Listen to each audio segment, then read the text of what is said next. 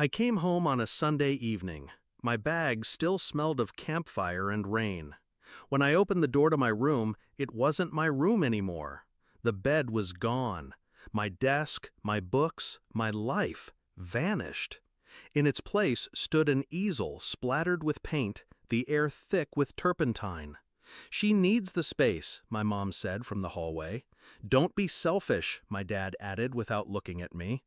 I didn't argue. I just set my keys on the table, nodded once, and walked out. They thought that was the end of it. It's strange, the way betrayal burns differently when it comes from blood. I could have forgiven a thief. I could have forgiven a stranger. But this was my family telling me I didn't matter.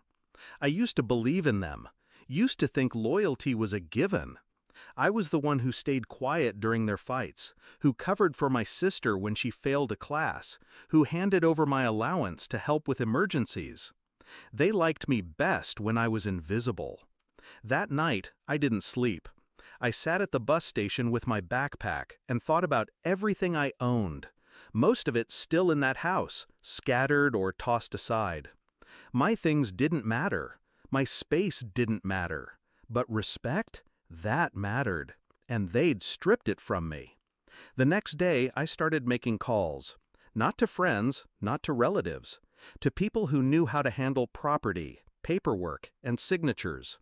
My parents had always been careless with documents. My dad bragged about never reading the fine print. My mom signed anything if it was stapled. They'd forgotten that when Grandma died, she left the old lake house in my name. They thought of it as their vacation spot. It wasn't. I had the deed. I had the right to sell it. So I did. The buyer was fast, cash in hand, no questions asked. By Friday, the house was gone. Not physically, but legally. My parents found out when they drove up there for the weekend and were met by a locked gate and a very confused new owner. They called me. I let it ring. Then they texted, "What did you do?"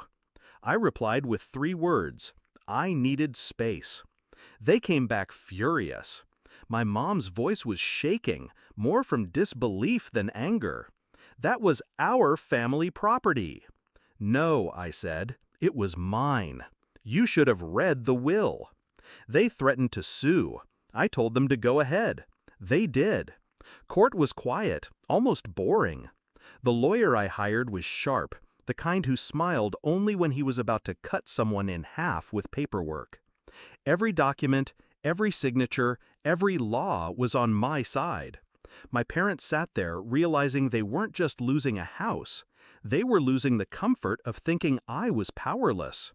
When the judge dismissed their case, my mom looked at me like she was seeing me for the first time. My dad didn't look at all. My sister fiddled with her phone, pretending she didn't notice the tension crushing the room. I stood, gathered my papers, and said, "You're right. I shouldn't be selfish. So I'm giving you space. All the space you want." And I walked away. I never went back to their house. They kept calling for a while, then they stopped. People ask if I miss them. I tell them I don't miss people who teach me I'm disposable. I don't miss 4 walls that can vanish without warning. The lake house paid for my own place, my own bed, my own keys. And the best part? They can't take that away. Because now they know I may be quiet, I may be patient, but I am never powerless.